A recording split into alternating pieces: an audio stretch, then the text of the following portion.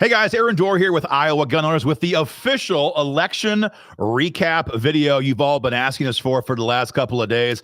Guys, everyone knows it was an amazing night here in Iowa, an amazing night for our country as gun owners all across the country sent a message to Joe Biden and Kamala Harris that we will not live under anti-gun tyrants like this. We will fight back. We will send a message. And that message was sent very loudly here in Iowa, in particular on Tuesday night. You know, for those who haven't seen the latest, Trump is right now at 295 electoral college votes. We expect him to carry both Nevada and Arizona. If he does, that's 312 electoral college votes, a complete blowout. He also is going to carry by a massive margin the popular vote. 4 million votes is the current margin he has over Kamala Harris. That number also may climb before it's all said and done. But just an absolute crushing defeat for the radical left, whether it's Kamala Harris or Joe Biden. The machine, the leftist machine that wants to disarm all of us, was obliterated on Tuesday night. The Senate, we had a 49-seat Republican minority heading into election night. As of right now, we have 53 votes for the GOP conference in D.C. We're probably going to win Nevada, probably. That would be 54. And we might maybe win Arizona with Kari Lake. I'd say that's a big maybe right now. Hard to know. If we won that seat, it'd be a 55-seat huge majority in the Senate, which is really important because we have two Republicans, Lisa Murkowski and one other one on the GOP side, Susan Collins, who are absolutely terrible and would block pro-gun bills that are going through that chamber. So to have more than 52 means we have all that we need to bypass the worst of the rhinos in the United States Senate. House is still being counted, as you probably know, but we're looking at 218 to possibly 220 Republican seats in the Congress, which is huge because if nothing else, it keeps Hakeem Jeffries and the radical left from attacking President Trump on day one with bogus insurrection charges and attempts to impeach him as the president. So huge victory any way you want to cut it. Some of the biggest losers here in Iowa, and we're going to get to the Iowa breakdown here in just a couple seconds, but probably the biggest loser here in Iowa is Ann Seltzer. Everyone knows that she basically ruined her career with her final Iowa poll of the cycle last Saturday night, and her numbers had Kamala at 47 and Trump at 44. You know, one of the most interesting comments I saw or reactions to that was from Steve Deace. And he pointed out very wisely that, you know, there's not even hardly a functioning Democratic Party left in Iowa because people like IGO members like you destroyed them in 2016. And so to have zero infrastructure almost on the ground and limited money spent by the Kamala Harris campaign, for Ann Seltzer to claim that suddenly she'd leapfrog Trump and was going to win 47-44 was asinine to anybody who actually knows and lives in or understands Iowa. And of course, that's exactly what happened. Trump carried Iowa 55.9% to 42.7%. So Ann was close. She was only off like 18 points. So the biggest loser award for the night goes to Ann Seltzer. No question about that. So now what actually happened on the ground here in Iowa? Because again, we have such massive majorities. There's not often a lot of competitive races left in this state, but every chance we can find that we find one, we love to go in there and remind the radical left that they're always going to be held accountable for the votes they cast. Probably the biggest defeat so far for the Democrats here in Iowa would be Nate Bolton, SD 20. This is the east side of Des Moines. Nate Bolton's been there for 8 years now, and he's been an absolute commie the entire time. He hates gun owners, but a no on cinder ground law, constitutional carry, Freedom Amendment, teacher carry, everything. He's a staunch liberal, starry-eyed Democrat when it comes to gun control, and makes no apology for it. But his opponent, in this case, Mike Pike, is exactly the opposite. Mike, 100% pro-gun, surveyed 100% pro-gun with Iowa gun owners. And I talked to him. I asked him, why you're running for office? I like to ask that question to candidates. And Mike's answer was, well, I didn't want to. I didn't mean to, he said initially. But he said, I went to a hearing in Des Moines in the Capitol, he said, last session. And one of the questions was, what is a woman? And he said, I think he said 5 daughters or 6. He's like, I got a lot of daughters. I know what a woman is. He's like, no one would even stand up there and answer the freaking question.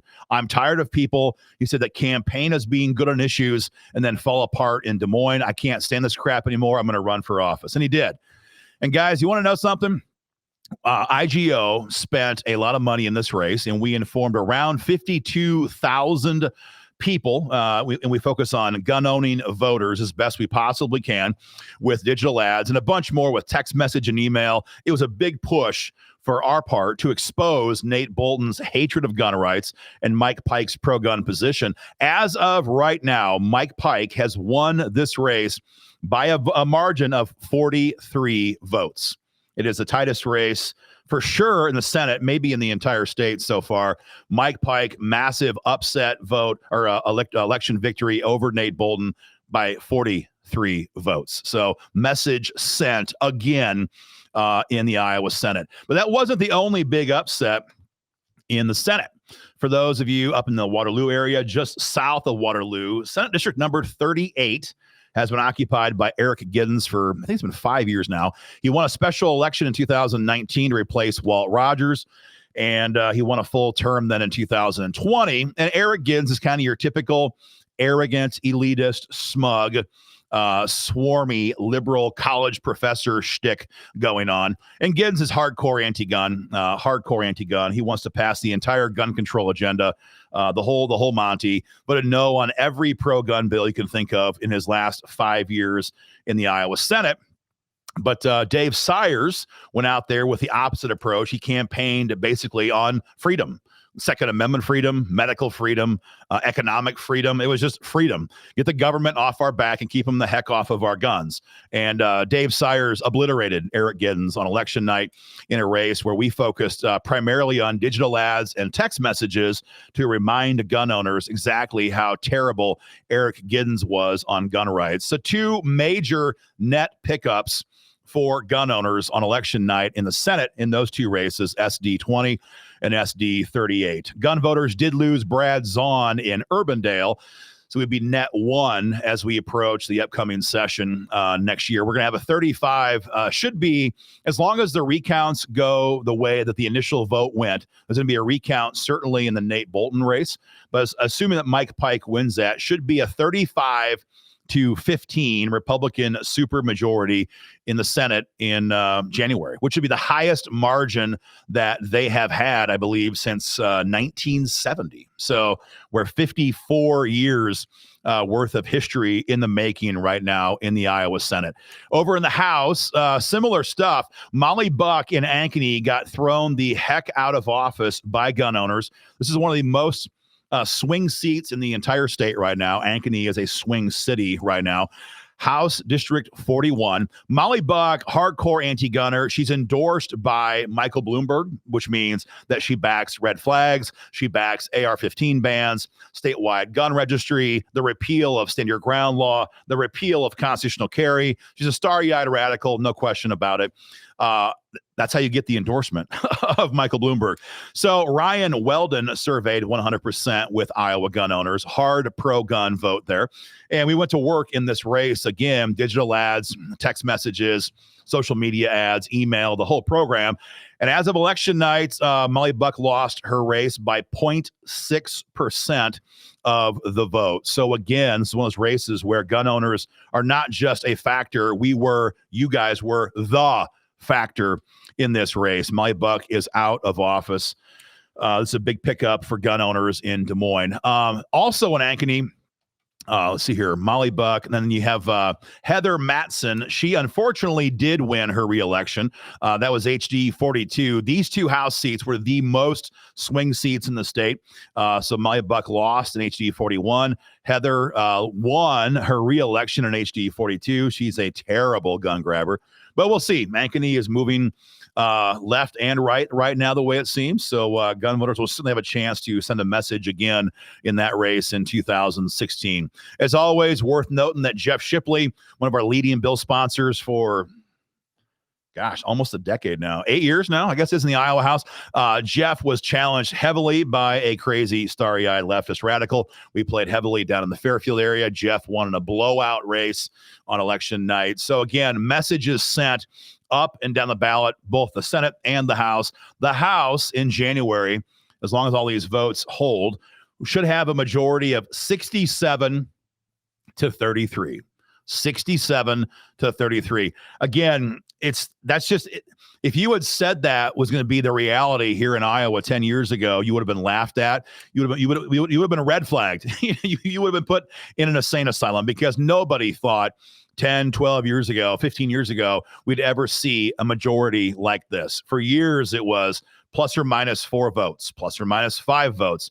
We're at a point now where it's going to be it might be generational before the Democrats could ever hope to get back into a majority position in either chamber right now here in Des Moines. And of course, President Trump is a major factor in this. Absolutely, no question about that. But man, gun owners have been ruthless. Gun owners have been vicious to the radical left for a very long time here in Iowa. We love doing this. We love to give you guys the information you have to get out there and send a message. And again, message sent. Nate Bolton gone, Eric Giddens gone, Molly Buck gone, and a bunch of the Republicans who are being targeted by radical leftists are in office. I forgot to mention Samantha Fett, HD 22. That's a big pickup for gun owners. It was a Republican seat, but Samantha is far, far more aggressive than the previous person in that seat. She's going to be a fighter for gun owners. So big accomplishment there down in Carlisle. So again, major accomplishment for gun owners here in Iowa. The question now is what happens next? It's always that question of what can we do next? Because you don't get majorities this big without having gun owners play heavy in these races. So now it's time to give gun owners what they need, what they want, because all the work that we have done to put them in this position, them being the House Republican and Senate Republican caucuses. So there's 2 main objectives as we approach 2025. We've been pushing for SEPA for a very long time. Bottom line is that with President Trump in the White House, the SEPA conversation takes a back seat right now to 2 other issues. Number one, a big one for us, will be banning red flag gun seizures here in Iowa forever. You've heard about red flags for a long time. Someone calls you in, say you could be dangerous. The cops go to the judge. The judge says, well, yeah, he could be dangerous. He signs the order. Your guns are taken away. No arrest, no conviction, no indictment, no charges. Just your guns are gone. We've always stopped this in Iowa for almost 10 years now. Now we want to go the opposite direction and ban red flags in Iowa forever. So Wyoming did this, for example, just last year. You have to have a felony conviction or other certain narrowly defined criminal infractions to have your guns taken in Wyoming. The idea of your guns being taken away because of some random phone call that says you might be dangerous, that is illegal now in Wyoming. And our goal is to make it illegal right here in Iowa as well. To have any real value, the bill must have teeth. And so we're going to put civil penalties into our legislation as they have in different states. And so let's say the Des Moines PD violates the law, for example, and enforces some sort of a federal red flag law, for example, you could then take the agency into civil court for damages. So banning red flag laws is a must do for gun voters and gun owners in the legislature in 2025. Number 2, and the big one for us also, is enhancing Iowa's stand your ground law. So if you've been around for a while, you know the IGO passed stand your ground law in 2017. It was a part of the massive omnibus bill, which got done that year. And so we've got this on the books right now. No need to retreat. The problem, though, is that that bill was badly screwed with in committee right before the floor vote in the Iowa House. And the bill was weakened in several key ways. So right now in Iowa, even though we have stand your ground law, you really can't functionally invoke it if you're charged with a crime until you're in the appeals process. So once you've been convicted of murder or attempted murder or something like that, once your life is a country song, right? You lost your job, you're broke, your spouse left you, maybe the neighbors think you're a killer. Once you're in that position, you have to then mount a defense, and then you can use stand your ground law. That's crazy. That's nuts. Stand your ground law should be assertable in a pre-trial immunity hearing where you can invoke stand your ground law as an affirmative defense and your counsel tells the judge, yeah, my client shot the guy. Here's why. Here's how it fits with Iowa's current self-defense laws. My client should be let free today. If the judge agrees, that's it. You're done. You're gone. That's how it should be. That's how it is in many states, but not here in Iowa.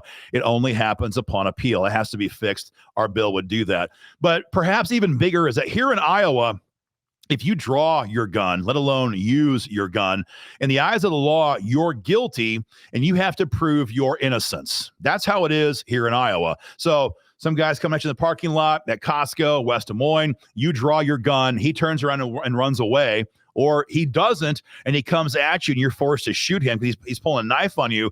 In the eyes of the law, you're guilty. And now that means you in court have to prove your innocence. As you can imagine, that's a big lift. That gives all the power to the state. That's not good.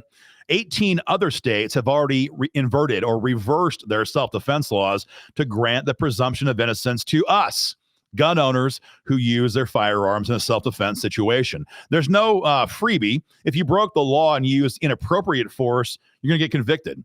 But the idea that you should begin with the presumption of guilt, that's not American. We've always had the idea of innocent until proven guilty. That's not the way it is here in Iowa when it comes to self-defense. And so this bill would address these two big issues. Basically, think Mark McCloskey or think Kyle Rittenhouse, because the way those two guys got jammed up by liberal prosecutors, because those states, like Iowa, doesn't have these protections. So pretrial hearing and the option to be and the requirement to be presumed innocent until proven guilty would be major accomplishments that we must see here in Iowa next session. You're going to hear much more from us about this in the coming days and weeks. For now, as always, a mega huge thank you to all of our donors and supporters across the state. We got to play heavy in these races because of your support. Thank you very much for all of that. It's going to be a big session. It's going to be a big year for all of us. Buckle up and get ready. Much more to come. Thank you.